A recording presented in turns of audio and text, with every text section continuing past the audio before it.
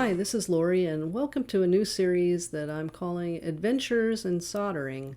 And maybe we'll call it Misadventures in Soldering. I'm not great at soldering, and I recently decided that it was time to improve my soldering skills. So I'm going to do a series of simple kits and practice soldering different components on. Try to get my skills up. So I'm not portraying this series as the best way to solder by any stretch of the imagination. And in fact, as I said, maybe we should call it misadventures in soldering. And I found that, this quote might apply to this series, that if you can't be a good example, then you'll just have to be a horrible warning. So it might be possible. So let's just talk about the first kit we're going to do. I call it the Ohm's Law kit. You can see it even has Ohm's Law here printed on the board. The intent is that you have LEDs and you have resistors to go with them, and there are different resistor levels. So Ohm's Law tells us if we have less resistance, then the current going through the LED will be larger, because we'll be dividing by a smaller number here. And this LED will end up being brighter, and then when we have ones that have more resistance, the LED will be dim. And the kit has this little dip switch, which is fun, and we can turn on and off each of these LEDs individually. Alright, so this is what's in the kit. Like I said, it's pretty simple. Dip switch and a place to plug in the battery, giving it 9 volts. And here's our resistors and LEDs, so pretty simple. And then this is just the circuit that came on the instructions, so I've been forcing myself to take a closer look at these so that I can get more comfortable looking at these kinds of circuit diagrams. So yeah, I think it's going to be an interesting project, and I guess it's time to get going. Okay, I'm gonna figure out the resistance of all the different resistors that are in the kit. They do give you, a chart, and you could sit there and try to figure out from the chart, but I just find it's easier to use my multimeter to do that and put it on the resistance setting and connect it all up. So we'll just go ahead and connect these in. I should probably get some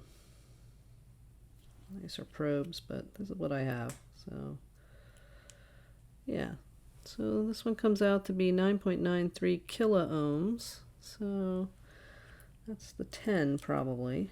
So we'll put that right here on the 10. We'll do one more. We'll connect this one up and this one, and that one is 0.99 kilo ohms, so that's probably the 1K, and we'll put that one here. Alright, so I'll do the rest off the camera, since that's super fun and exciting to watch, I'm sure. Okay, so I've got them all in order, in the order here, and I even double checked them. It's pretty nice. It does show the colors and them all lined up in that kind of real picture of how it's supposed to look. So I verified again, because once I put this in, that's it. That's kind of the story of my life with these things. I make stupid little mistakes and then ruin something. Alright, well, I bought these because they were cheap and I want to practice my skills. So I've been watching some videos of people building these kinds of kits, and they tend to go with they try to put the first things on are the things that have maybe the lowest profile on the board, easiest to get around and work around. Since we're not going to have to, we're going to do all our soldering on the back side of the board. I think this is not going to, this is I think the easiest one I got. So I don't think this one's going to be very hard. So the idea then would be to take these and we'll put them through. And in all the courses I've seen in YouTube videos, people, take them, they push them through like so, and then they kind of bend them back a little bit so that they'll stay in when we hold the board this way. So it'll look like that. That looks pretty nice, and then we'll solder it on here. So I'm gonna. That's a good question. I'm pretty bad at this. Maybe I should do one at a time. Rather, I think somebody more skilled than me would put them all through at the same time. But maybe I'm going to do a couple at a time and see how I feel about it, and go from there. Okay, I'm gonna try to put a couple in, and on my tip, a little hard for you to see.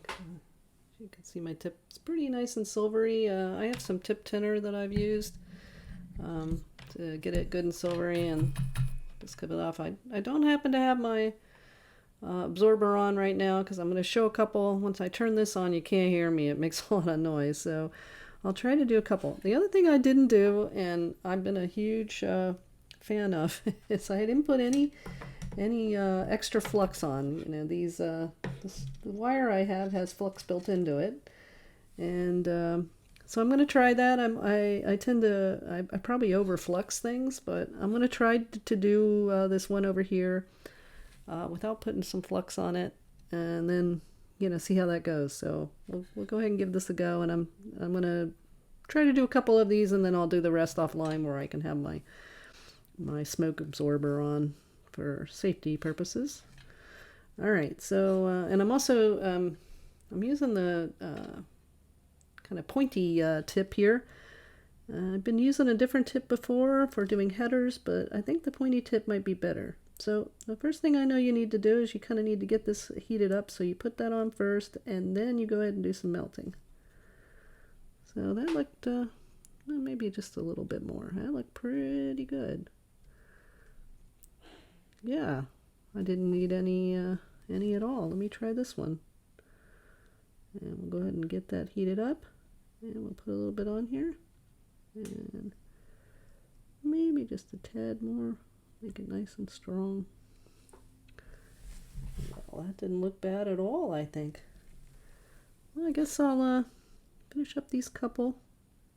And then I'll turn on my thing and finish the other ones. Yeah. All right. Well, that went pretty easy. I'm going to put the rest in and do them all together. Okay, I got it all done. Bring it up so you can take a look at it. It's looking pretty good, I think. And everything feels pretty firm in here, so I think that went well. Probably should have pulled that one through a little bit more, but you can see it's a little on the high side, but it should work perfectly. And that's fun practicing. Pay more attention to details, and then we'll just want to snip these off here, just like this, and hopefully have it all nicely snipped. Get some of these off of here.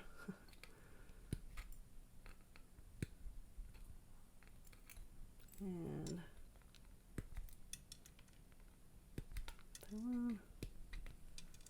there we go. Okay. Well, they don't have to be perfectly smooth because we're going to have little feet to keep this board up. So there, looks pretty good. One I could have pulled through a little bit more, so that's a learning double check as I set them to make sure I get them pulled through nicely. All right, I think the LEDs are next, and it nicely shows us the pluses and minuses. So I'll put a few of them in and show them being soldered. Okay, I've got all the LEDs over here, and I just thought I'd show the long leg of the LED is the positive side.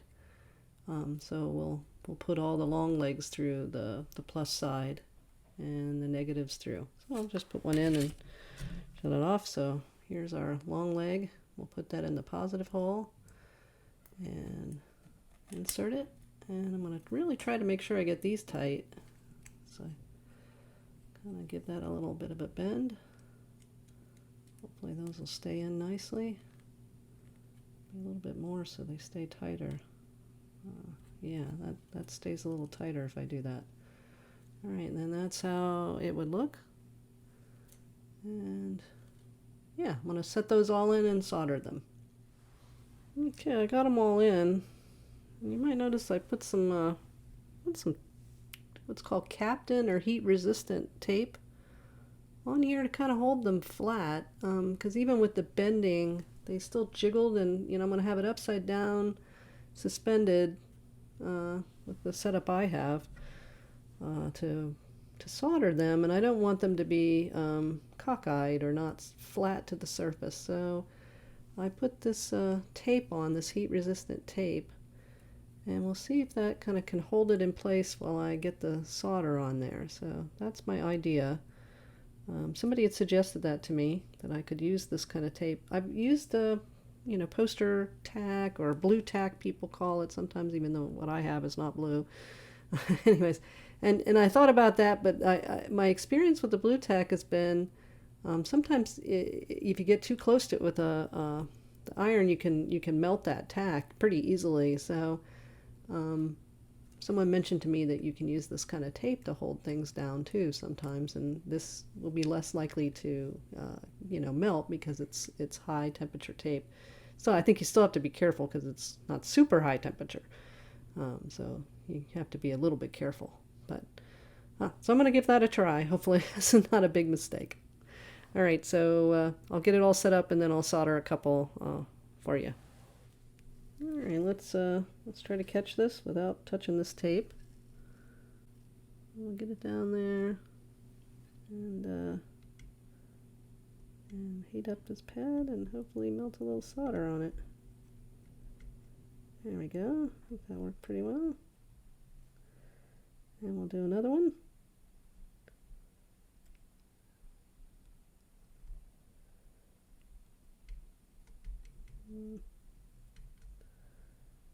Alright, well, I think that went pretty smoothly. Do another one.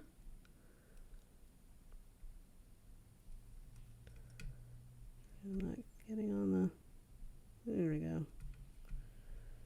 And there. A little smoother. Well, I think I didn't put enough on these. I always try to do it on the light side. So I'll pull it up the... Alright, I think that looks pretty good. Alright, I'll finish them up. Well, let's see how it did. Let's try taking off this tape. And see how they came out.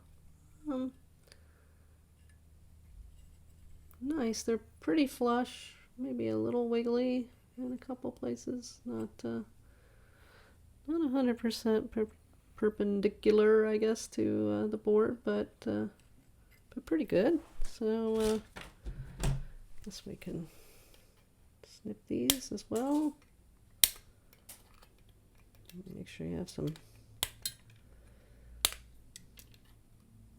glasses on when you snip these things. Sometimes these things really fly. I'll have to go pick them up throughout my lab. They all tend to go one direction. Alright.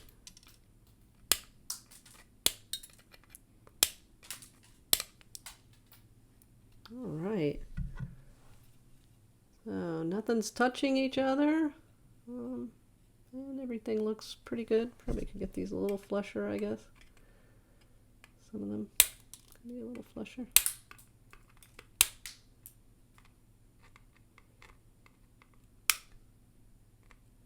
Yeah. Yeah, that's a little bit better.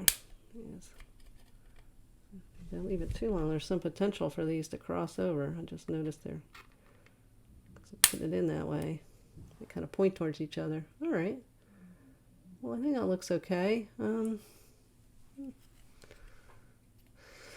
Probably nobody's going to call me a master at this, but that looks to be good, and everything feels pretty firm. All right. So that step's done. Okay, these are the final steps in terms of the soldering. We'll put the DC power socket on, and slides in here. Well, that slips in very firmly. Yeah, that's not going to come off, so I don't need to worry about that. Yeah, that's tight. Now the dip switch, let's take a look at that. Yeah, that's pretty loose. It fits just fine, but it's going to come out upside down. So I'm going to try some more of that high temperature tape to hold it in place when we flip it over to solder it. Okay, I got the tape on there, and I think that looks pretty good. So it'll stay. And you can see that this is going to be a little closer together, so this is very much like a header spacing. So we'll take a little bit of time to do that carefully. Okay, we'll do the DC socket first, and it's quite a big connection there, so maybe I'll try to get it on both sides here.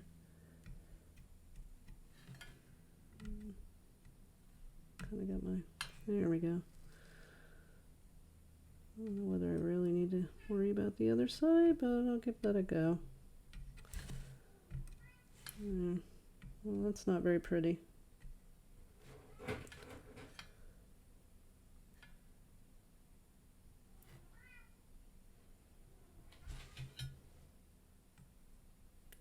I'll try this side here. I'm left-handed, so I'm always struggling. Big bubble on here. This might have been a place where a little bit of flux might have gone a long way. Trying to get some stuff on here. Well, I think that's all right. No, it doesn't look good. Let's try this side. So I would probably move this because of being left-handed, but I'm trying to do it so I don't have to move it too much. All right, and we'll work it on this side. I'll come in this way maybe.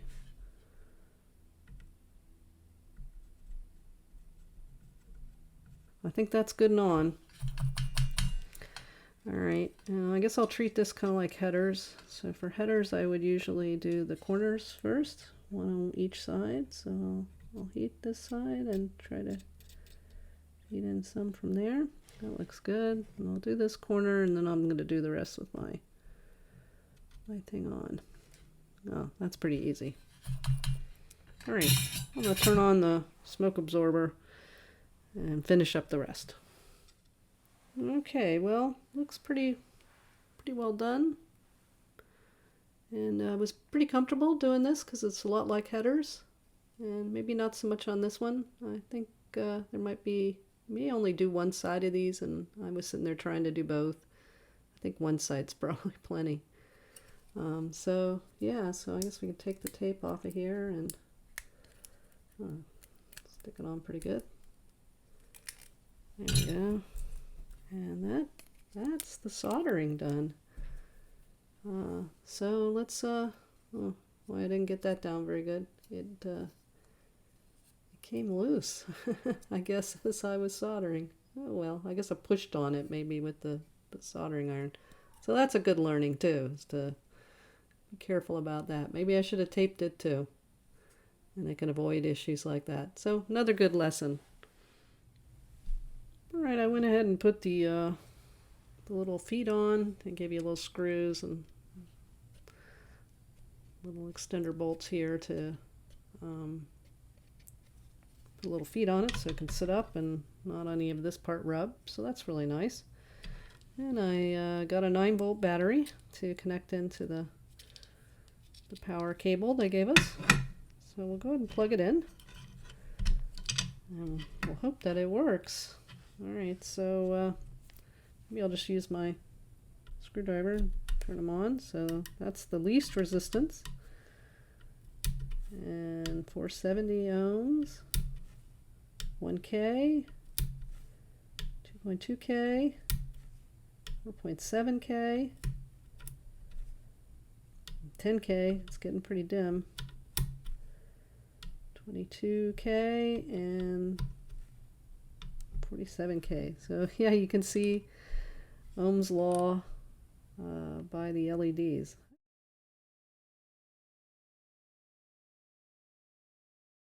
Well, that's actually that's pretty neat. Wow, I really like that. Well, thanks for joining me in my adventures in soldering.